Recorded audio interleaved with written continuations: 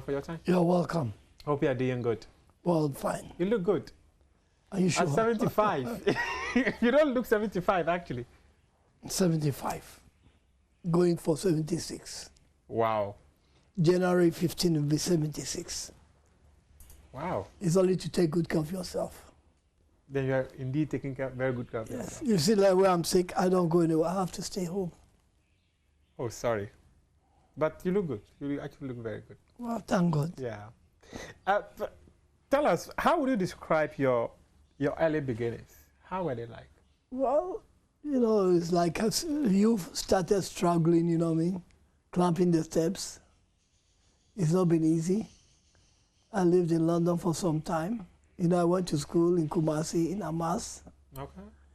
And started going to Europe, came back, and I had a place called Bus Stop. I don't know if some of you heard of Bus Stop restaurant. Okay. Where is that? It used to be in front here.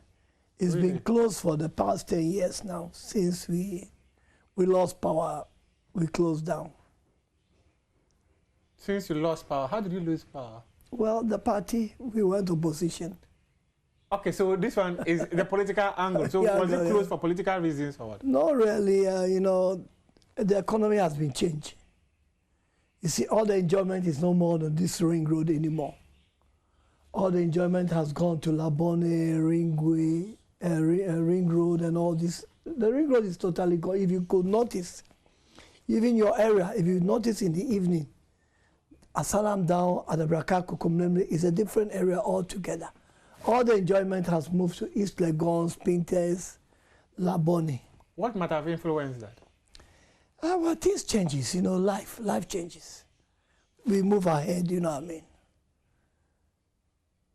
All the best places now is East Legon or is Labone. Wow. So let's get back to your early beginnings. But we ran the place for 42 years. 42 years. 42 good years we were running Bus Stop. We used to have a pool bar, karaoke, restaurants. We used to have all the things you want. And it's always busy. We had an outside terrace where we can even entertain about 100 people, 200 people a day. And it was always busy in the night. Especially on Sunday, we have karaoke, we have the pool tables, you know, we had a lot of things to be talking about, you know what I mean? And it was a top place in Accra. I think nobody in Ghana who hasn't been to Bus Stop. Wow, that's an interesting one. We know you for, or let me say many of us who are actually within the sporting space know you for the things you did with Accra House of Oak. What don't we know about Harry Zakkour? Oh, you should know a lot. What don't we know? What do we Oh, well, I have kids. You know, I've educated most of them. Some of them are doctors, some of them are pilots, some of them are lawyers. You know what I mean? All my kids, only I have about 3, 4 kids who still, I have 11 kids.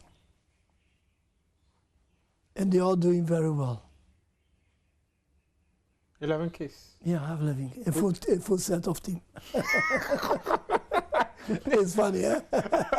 It's not funny. You are the head coach, isn't it? Yeah, I'm the coach, yes. And your mother is? The mother is the trainer. So all the kids with one wife or? Well, with some 2 wives. Oh, okay. Oh, okay. Then, so how many siblings do you have when you were growing up? When I was growing? Yes. How many siblings? In fact, where were you born? I was born here. I was born in Accra here. I was born and schooled in Accra, in Jamestown. Do you know Children's Hospital? Yeah. I was born over there. There where used to be the action. There where it used to be Accra, Zongo Lane. If you know Zongo Lane. That used to be Accra. And Adabraka used to be like airport residential area. This Adabraka Salam down, those days. So I grew up here. You were born in Accra, Jamestown. But we've heard stories about you being a Lebanese Ghanaian. As in your Well, my father is a Lebanese, my mother is a Ghanaian. My mother comes from Mangwasi. Do you know Mangwasi? No. It's near Kufrodwa. Oh, okay. Okay. So partial Ghanaian. Partial Lebanese. Lebanese. But you're a Ghanaian actually because you're here. I'm 100 is Ghanaian. Everything about you is Ghanaian. Yeah. But talk to me, at what point did you get into business? Well, you know, I learned from my parents. Okay. They were businessmen. My father used to have a shop in Pega Road, if you know Ankrah Opera Cinema. If you know the Opera Cinema, in the main Pega Road in Ankrah Post Office. There where my father started. Okay. And I traveled when I went out to London, worked there, and decided to come back, and I work in a restaurant as a part-time, you know what I mean, after school. I went to do fashion. I see. You know what I mean, but those days it wasn't easy to transfer money from this country. So I decided to come back with the ideas to open a place called Bus Stop, a restaurant. Oh, okay. I opened a place with a small entrance, which can take, I think, about 80, 70 people. Then we expand to about 200-300 space, you know what I mean? Oh, wow. So that is how you got into business? Yeah. Oh, okay. It means you learned from your parents? Yes, I learned. Well, you know, if a Lebanese man is a businessman. That's actually very true. Yes. Because I remember every woman is a businessman too. That's actually very true. I remember when I had Talal Fatal on this show, he actually also spoke about how the parents and my parents, they grew up together. Oh, okay. Yeah. Oh, okay. You know, they are the old Lebanese people who came to Ankrah. I see. Then how did you get into football? Well, you know, my hobby was football, you know what I mean? I love football. Did you play some yourself? We all in school, yeah, we all played football in school, you know what I mean? Were you good? Well, I wouldn't say I was good, I was okay. But you're an average player. I wasn't a top player, you know. I wouldn't say I was Pele. Okay, but you were an average player. I was an average player. Okay. And it used to be a nice time, you know, not like what we do today. You go to a park, we play like, we play on the street, you know what I mean, gutter to gutter, you know what I mean. Those days we pack stones and we play on the street. Where we lived in Jamestown, you know what I mean. Those days, you know, the whole football system was played in Bukom and all around Jamestown. That was the days where they played football those days. Okay. Then I think I started going to the stadium when I heard about Republicans. Real Republicans? Yeah, when Onija came to form that team. And I had an uncle who was an Olympist, who loves Olympics, so I always follow him to the stadium. This is how I started getting involved in football. So if I want to go to the stadium and I don't see Olida, they won't take me to the stadium. They will leave me at home. Okay. So I joined and I started from Olympics. And I was doing very well in Olympics. I had the best team in Olympics. I don't know if you Google it, you'll see that. I had them all the best, Dankade, Benkade, George, Lamte, and all those, Nyanu. There was a good players in Olympics those days, you know what I mean? Then suddenly, you know, problems started in Olympics, you know what I mean? And I wasn't happy, and I have to travel to go and watch the World Cup in Italy. And by then, you know, on that Italy 90. Yes, it was Ado's time. Oh, okay, okay, that should be somewhere Italy 90. Yeah, Ado. Okay. And when I came back, there was a small confusion in the Olympics about Ado transfer. You know, we had some money, we sold the player out. And people started fighting me. I wanted to build the club like what I did in house recently. I wanted to buy them house, I bought them a bus from my own pocket. When I was in Olympics, I drive the bus to the stadium. What was your role at Olympics then? I became as just a supporter, and I became as a part of the team, you know what I mean?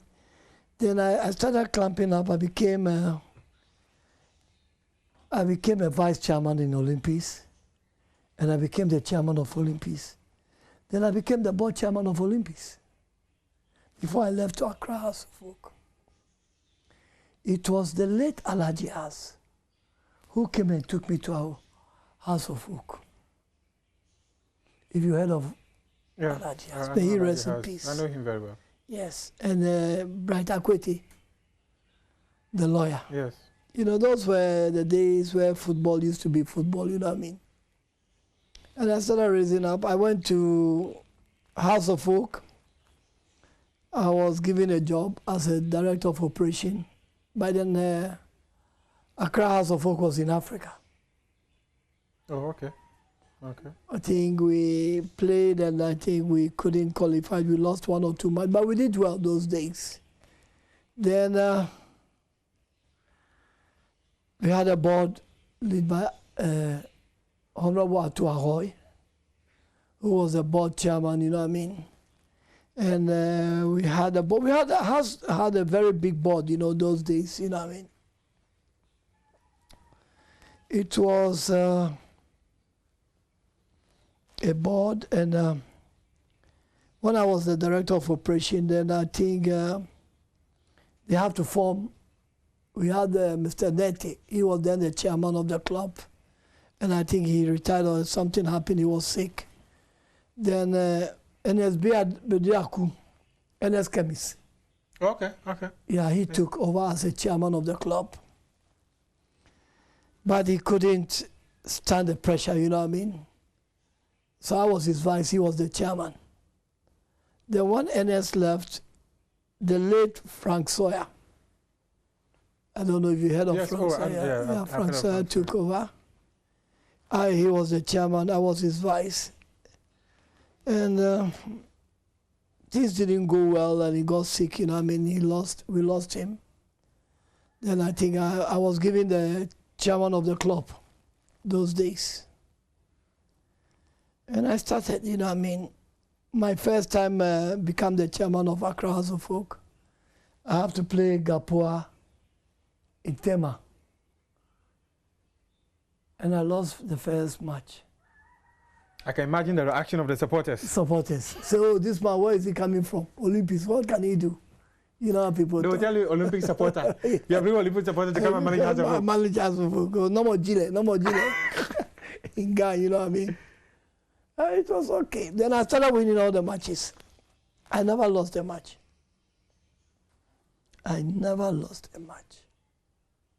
What did he do? It's magic. It's God. It's the work of God. You know, if you want to do something and you tune your mind, you want to do it, you can't do it. I was all over the team, even training ground, camping, everywhere we go, I'm with the club. Even if we travel to Wa, I'm with the club. We go to Tamale, I'm with the club. Bugre Nabu was then the chairman of RT, if you could remember. Yeah. We went to Tamale. This man, the way he harassed us in Tamale, my brother Bugre Nabu, he was a good chairman, you know what I mean? Yeah. It was a nice man. We never won beating RT in Tamale before. And I had a good friends like the late Abu Jones. Yeah, Jones about last time. You know what I mean? And few friends, you know what I mean? We lost them, you know what I mean? Jaula. They were the group who comes to bus stop those days. We all sit down, we eat, we drink, you know what I mean? So you could know that I was so much involved in football all the time. Then when I think Jaula became I think it was before Butler, there was Bentumi or something. Yes. He was a GFA chairman in my days. And those days it was football, you know what I mean? Not like what we see today. You can compare those days Ghana football to European football. The players, the materials we have. I'll take you a step back. You spoke about you traveled. When you were coming back, you realized that there were some issues at Great Olympics about Dodoo. What happened? Well, they were fighting for the money. They want to share the money, and I was against the sharing of the money. I wanted that money to do something for the club. By then, you know, $150,000 used to be a big money. You can even buy a house or a club for the house, for the team. And people were fighting me, so I said, okay. So I said, so I'm leaving. So I left them with the money. But then there was a late set. Ankrah, he was a bank manager. He was the treasurer. They tried to confuse me to stay. I said, no, I'm going. If you don't like my idea, I'm leaving the club. And I left. So you sold Dodoo, right? Yeah. Was it to Hasselhoff? No, we sold him outside, if you remember. Oh, okay. For 150,000. Not Dodoo of Hasselhoff. You know, Olympics had some little Dodoo. Oh, okay. I thought you were referring to the Dodoo. No. That, okay. Other one is and you also bought a club a bus. I bought them bus from my own pocket those days. Why did you use your personal money to buy? Well, always going to the park, by getting the transport is late, this thing is that, this is that. So I bought them a bus. So when I was leaving, I took my box. And by then, you know, I invited Derek Blackmore, if you heard of Derek. Yes, I've heard of Derek Blackmore. Derek Blackmore came in and he started blowing his horn that he can run the club, he will buy this, he will do this. Well, I left and I went. He was like a brother to me, you know, we live opposite. He's, you know, on the Ring Road. Oh, okay. His business and my business. He was a nice guy, you know, may he rest in peace too. So I left, joined House of Folk, and we started playing. I think the first time we went to Africa, we went 3 times before we took the league, the Champions League. And that was the. I think one was I think goal average. Second one was on point, and the third one. That's when you beat Esperance. I went and then started winning home and away. It was a good time of football, you know what I mean? We were like a team, you know what I mean? The directors, the board, everything, the playing body, we were playing very well. So let me understand something. Those days, it was difficult to get to the stadium, right? You didn't have a means of getting to the stadium? You need to go and rent a car or something? No, really. You have your own car. But you were talking about how those days, it was difficult for Olympics. Didn't have one. Didn't have a car. Didn't have a transport, you know what I mean? You know, House of Folk had a transport. But Olympics never had a transport, you know what I mean? So when I came to House, they had their own bus. You know, when I came to House, they have their own bus. So what happened to the bus you took away from Great Olympics? Well, I have to sell it if I'm no more there. Then they should have just paid you and taken it, or? My late friend, the late Derek Blackmore, says he will buy them a big bus. And I left them. Did he buy them one? Well, he couldn't. Oh, quite unfortunate that he couldn't. But his business started going up and down, you know what I mean? Oh, okay. But you also spoke about how you were with Accra House of Folk, wherever they were. Did that not in any way affect your business? Well, they had about 60 to 80 workers here. And we had a full house of workers here, from managers to PRO, everything. We had everything. We had a full set of workers here. And the place is run 24 hours. So let's say when we go and play football match and we come back, that is our bus stop, that's our last stop here. We all come with the players and we come and sit here, we eat, we drink, and everybody, we dispatch them, they all go home. I want to understand something, right?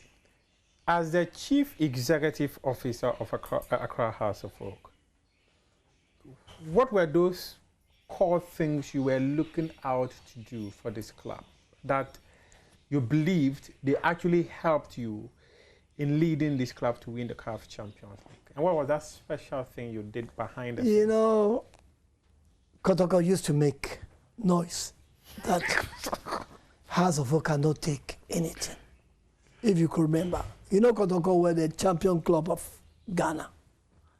They were winning all the prizes, and they are the first team who went to Africa from Ghana, isn't it? Yes.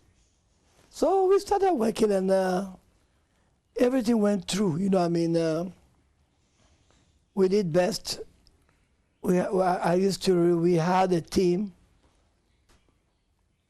We had good coaches like Osam Dodoo, you know. We had little coaches, Afrani and all those people. They all trained Accra House of Folk. Okay. I think if you could remember Afrani. Yes, I remember Afrani very well. Yes. When later on we brought in Jos Atukwefiu, who took over for a long time. You know, in my time of office, it was Jos who was my permanent coach, you know what I mean? And we all came from Olympics, and people were making noise. Oh, look at them. You've got to bring Olympics man. We've got to bring Olympics man too. And it worked. Jos was, may he rest in peace, he was a good coach.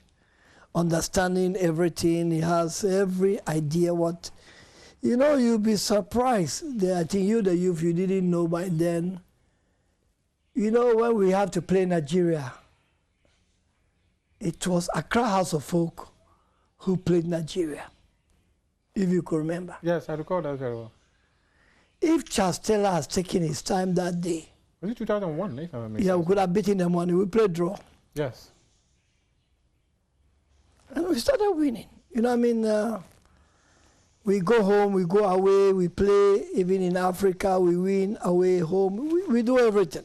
The team was solid, you know what I mean? But there were also suggestions that those days, House of Folk was unable to sign or transfer players, and it was one of the reasons why you had the crop of players together for a long time. That actually aided the club. Well, I think it's only Ado, Joe Ado, we transferred, and it was on the way Oseko was supposed to go, and the deal didn't go through to England those days. But by then we were playing Africa. Yeah. You know what I mean? And I can remember we played, and I think Osako was a part of the African team, you know what I mean? I can remember any time we meet Kotoko, home and away, we silence them. It's like we're a very big team in Ghana, you know what I mean? Yeah, I recall. I recall that very well. Like though I was pretty young. Yes, it was. Herbert Mensah came in by then and make football very interesting. You know, Herbert was the chairman of Kotoko, and I was there. And we used to go in front of your radio station and put 2 posts, and me and Herbert will be playing football in front of your station. Oh, really? Those days, yeah.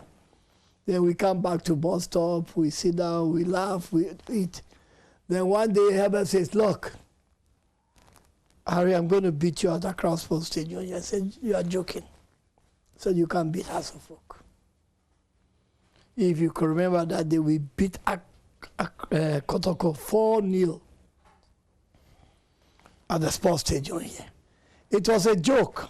Now Yeboah and Herbert has to go to Kumasi. This is like a joke, you know what I mean? So they went to Kumasi to meet Asantini and said, oh, we have come back. And Asantini asked them, well, what is the problem? He said, They asked Herbert. Herbert couldn't talk. They asked Commander Yeboah. He couldn't talk. Then Commander Yeboah said, hey, House has beaten us 4 good nils in Accra. Asantini said, what? Wait.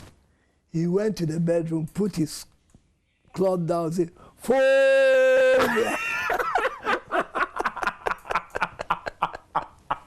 How did he hear this one? This was a joke, you know what I mean? We used to laugh at them. Yeah, it was a nice time, you know what I mean? Well, anytime we meet Kotoko, we beat them. We go and play Azakes, we beat them. No team in Accra or outside Accra, we do our best. But there were also some accusations leveled against your your leadership of House of Folk of so-called machinations behind the scenes to stifle other teams and be winning? Oh, no, not really. You know, when you had a good team, how do we present Ghana?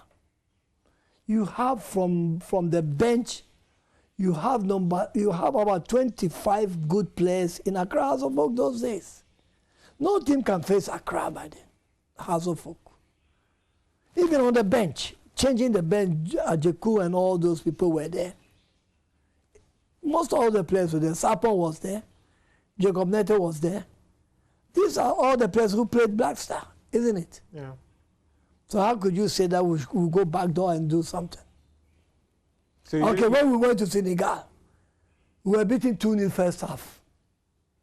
The last, before we took the cup. We were beating 2-0 first half.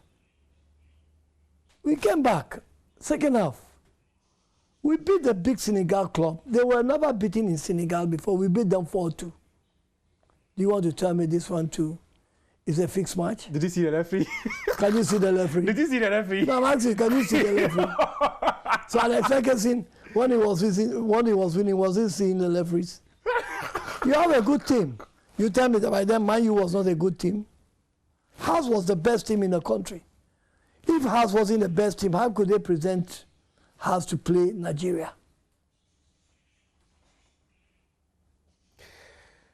Again, this brings me to the point where people have spoken about, I'll come to the recent House of Oak, but it brings me to the point where people spoke about the kind of influence you had when you were at Accra House of Oak as the chief executive officer of this club.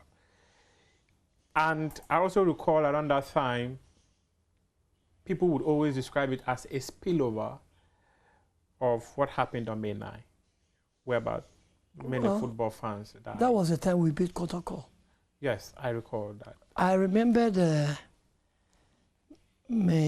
I went to the stadium that day. You know, that day, Metro TV wanted to shoot the match. And you know, that day, I think it rained very... Yes. It rained, It was if you can remember. It rained. And I said, no, it will not be good for the match because it's been going to be played late in the evening. When I got to the stadium, it was late. Everybody was seated, and I wanted to go to the changing room where Adekoka stand is. But then that was the changing room. There was one lieutenant who wouldn't allow me, and he handled me very rough. But then the team has gone to the field. I wanted to come through the field to the VIP. This man handled me so rough. We started fighting in the main park. You know what I mean? That was the day I saw that my life was in danger. After we won the match, came back to my business here, there were more than 30, 40 soldiers here waiting for me to arrest me, to take me to Burma camp. Then what did you do? Well, I have to escape from here, go home. But somebody pointed where I live, and they came to the house to take me. And they took me to Burma camp. But then the late Atamas was the vice. He was the vice president. And when I got there, they locked me up. And I think Alhaji and my team, who are my friends who were around me, they know where I was taken to. So they followed me to the place there, and I think they called the late president, and he gave a call and they released me that day. And that officer misbehaved all that time. If you could remember, there was a place called Next Door. You know, he was shot over there. He was killed over there. He went and shot somebody there. Well, that is not part of sports, you know what I mean? Let's forget it. Then that was the football time, you know what I mean? Then I think we have to go to Africa for the last time. That was for the last time we have to go. You know, we went to Zambia, Zimbabwe or Zambia. Yeah. We went and lost 1-0. We came back. We have to go again. We played all the matches. We went to Nigeria. There's no place where, even we beat Alhaji. Yeah, yeah. We beat Alhaji in Kumasi, in Ankrah Sports Stadium here. And you know, the coach was misbehaving, insulting us as monkeys and all these things those days. And the coach was sacked by CAF. You had influence at CAF too? I wasn't influenced. How can I be influenced? I live in Ghana. You see, no, by the report. Stories, yes. You see, by the report which went out of here from the referees, the match commissioner, the way the coach misbehaved towards, I was calling us monkeys and things, you know what I mean? Those days. I don't know if you could remember. If you ask anybody, they will tell you what really happened those days. They banned him. Then we went, we played them over there. We played them draw, but we won and we're qualified. Then we went to Tunisia. You know, we went to Tunisia to play. Play Esperance. Esperance. We left, it was Butler. He was then the GFA chairman. Well, I always thank Butler what he did for Accra House of Folk. He really gave us a hotel in Egypt. We went before the match about 2-3 weeks. We had a hotel in Cairo. We were staying in Cairo training before we took off to go and play. That was the kind of support the FA gave you? Yeah. Butler gave us that support. He was then owning a company, African Contractors or something like this. Then we went to play.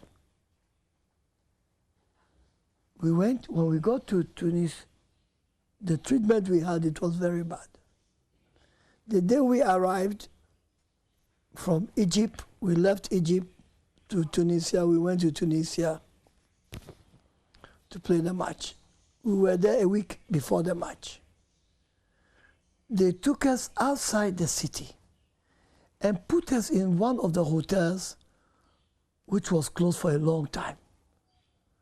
And we saw that the condition of the hotel wasn't good. And I refused it. Me, Nia Bonte, and Alhaji said, we're not going to stay in that hotel. We have our money with us, so we can move to another hotel. Before they came, they moved us to town, they gave us a good hotel. So we're going to training, you know, with the bus. Everything was getting okay. Till the day of the match, we have to play. You know, the club have never been beaten in Tunisia before. That was the day. They've never been beaten in their home ground before. And they have never lost an African Cup in their hometown. We won the match. First half, they give us 1-0. So I was in the VIP with Alhaji House and Ashford Tete. He was there, my administration manager.